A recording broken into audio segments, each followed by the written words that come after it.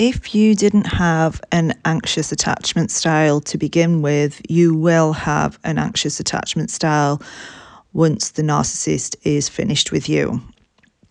Hi, I'm Amy, and this is episode 3 of Me, Myself, and the Narcissist. And this is my account of my relationship living with a covert narcissist. And I was in a 7-year relationship with this person.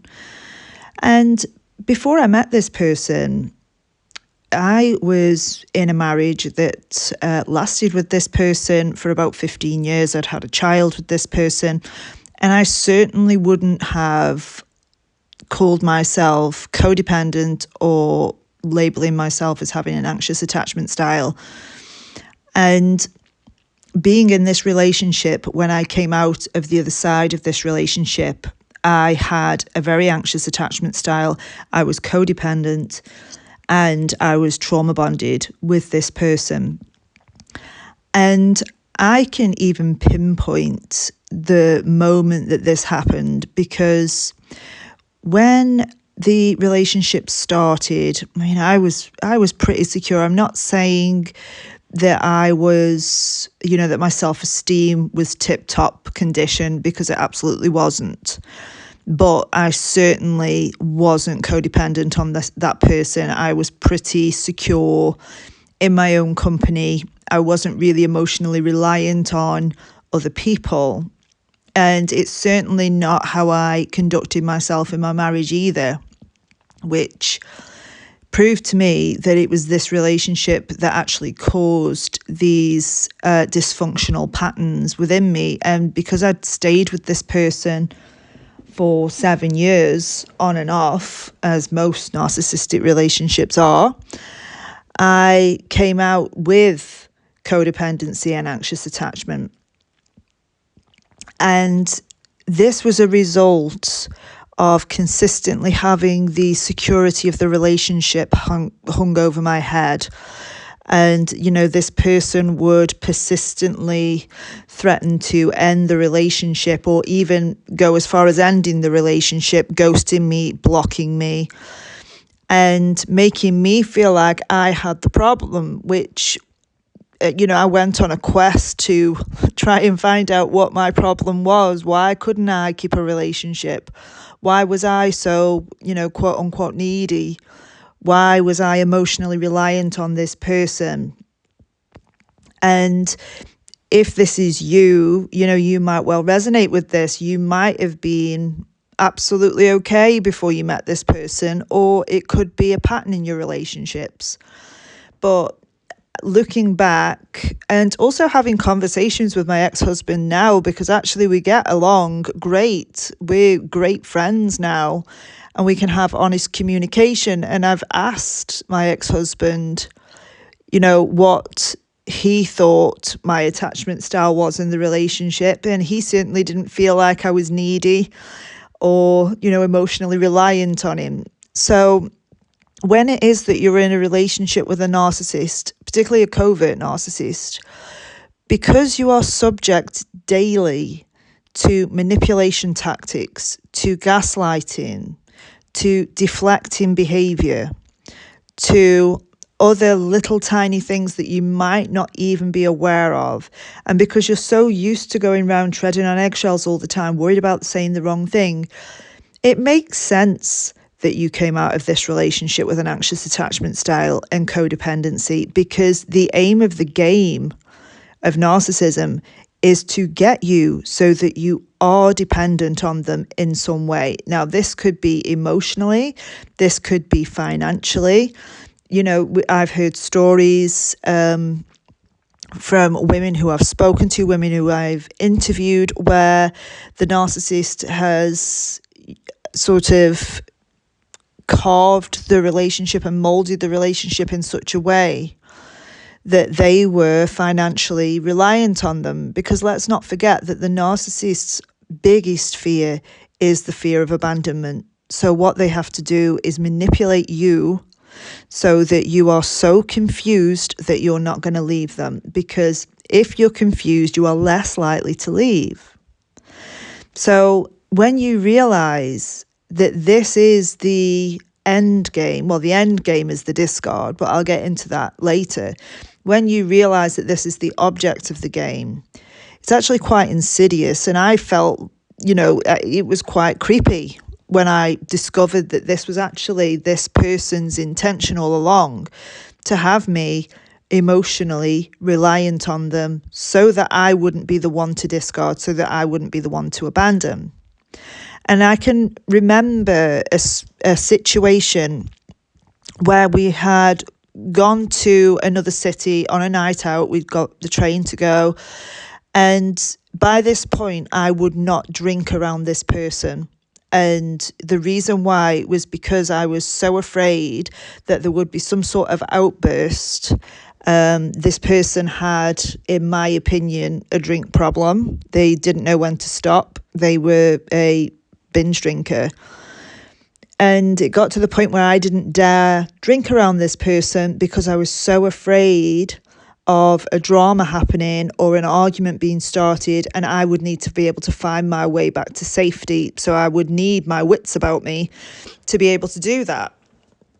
And this meant that I rarely enjoyed a night out with this person. And on this occasion, when I was with him, he was over drinking. He was drinking people's drinks that they'd left on the table, and got incredibly drunk. He started a fight with somebody in a bar. And at that point, I said, I'm going to go back to the train station to get home. He didn't follow me. I genuinely did think he was behind me. And what came next was a absolute barrage of abuse, saying that I'd abandoned him, saying that he was ending the relationship now just because I'd walked out of a bar. So this just paints a picture of how volatile they can be. And I always believed that when he was drunk, his authentic self, or as close to his authentic self as we can possibly get, we know with narcissism that there is no authentic self, but the mask had absolutely slipped, and this was the real him coming out. And so you can imagine, because of so many occasions of this nature, why I developed an anxious attachment style and became codependent. Because if there was an argument, I would say whatever needed to be said to stop this argument, which meant me foregoing what my needs were, me shutting my mouth so that I could have my peace and my safety. Would I do that now? Absolutely not. I wouldn't. But anybody who does this, I can absolutely understand why it is that you're doing it, even though deep down you know that you're abandoning yourself. You know that what you're doing is wrong and you're overstepping your own boundaries. You kind of have to do it because that is what you've been conditioned to do. You've been conditioned to sort this relationship out. You've been conditioned to keep the peace. You've been conditioned to do as you're told for this person.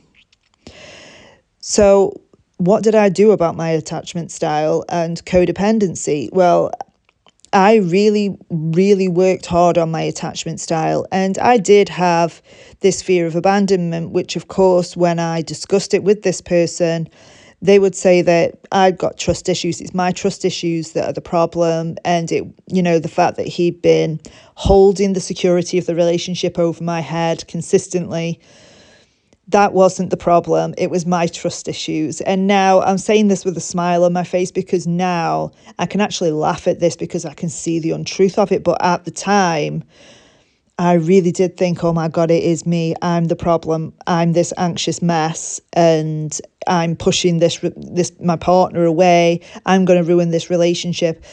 And what I found was that I made it all about me. I made it all my responsibility. And that was a huge, huge burden because I wasn't looking at his behavior. I wasn't looking at how, he conducted himself in the relationship. I just completely took responsibility for all of it, which meant it was always me apologizing. It was always me, saying whatever I needed to say And I even, towards the end, shamefully had a script in my mind of exactly what I needed to say to this person. And we would continue this cycle over and over and over and over again. So if you've come out of this relationship and you're feeling confused, you're feeling anxious, you're feeling like you can't leave this person alone, maybe it is that you're sitting there just wishing that this person would come back, please go no contact. Please sit for a while and take the rose-colored glasses off and see how their behavior in the relationship was conducted, because I can tell you that no relationship breakdown is 100% one person's fault. It's not. Yes, you might have had dysfunctional patterns. You might have some beliefs that you need to work on and some changes that you need to make, but at least you can change them. There is no changing a narcissist. And, I would plead with this person to go and seek therapy. They would always say they would, and then they never did. But actually, when I came to realize from my own counselling sessions, I actually got counselling with somebody who specialised in narcissistic abuse. And she was amazing at spotting things that I was saying.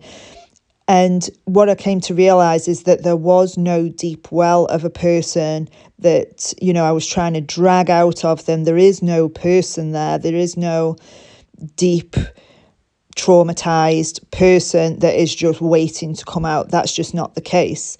There is nothing underneath the mask. There is nothing to, there's nothing to therapy, essentially, because there is no one there. And when it is that I noticed when I was in a room with somebody and I was relaxed, I had this inner sense that there was a human being in that person. But with him, I never really got that sense that it didn't feel like there was a human there. It just didn't, and I can't articulate that. But if it is that you are with somebody of this nature, you might be able to relate to that there isn't a warmness to them. It's very cold, and it's very, very calculated. And this, I believe, is your intuition telling you something. There is no person in there. There is no warmth in there for you to drag out of them. You're not going to heal this person. This person is not going to heal themselves. This person is just going to go to therapy. Even if they do go to therapy, when they do go to therapy, they're just going to do the same thing with the therapist. They are going to victimize themselves, make it all your fault, and actually not get anywhere because they can't take accountability and they can't be vulnerable. So if it is that you felt completely secure before getting into this relationship and now you feel anxious, please don't blame yourself. Trauma bonding is real. And it might be frustrating to you that people around you don't understand this. People around you think, oh, it's just a normal breakup. Because if you were anything like me, you would have hidden these details from people. Even my family and best friends did not know the nature of this relationship. I didn't want people to think that I was in a relationship of this nature. He'd even said to me, oh, well, if there are any problems, maybe we should keep it between us. And I did exactly as I was told, because that was what I was conditioned to do. I was conditioned to never rock the boat. So if it's frustrating you that people around you aren't understanding this, I do encourage you to open up to somebody who's safe, maybe get some therapy, and just open up to somebody that's safe and understands what trauma bonding is, and educate yourself on what a trauma bond is. Because when you're sitting there fighting the urge with all your might to not text this person, this is the trauma bond talking. This is the addiction part of the brain that feels like it's dependent on this person in some way. And for me, it was to hear from this person to be able to regulate my emotions. So I had to learn to do that myself. And when I did learn to do that myself, I no longer got the urge to get in touch with this person at all. So respect the trauma bond, journal on it, and be kind to yourself. You know, you've been in a traumatic relationship. You've been in a relationship with somebody who isn't the person you thought they were. You might have lived with this person like I did. You might have lived with this person and, you know, been treading on eggshells for years on end. It is going to take time for you to feel safe again on your own, but it is doable. It absolutely is doable. So I hope you enjoyed that episode of the podcast. Comment below if you have any suggestions or anything you want me to look into or discuss on here. But it's been an absolute pleasure, and I will see you next time.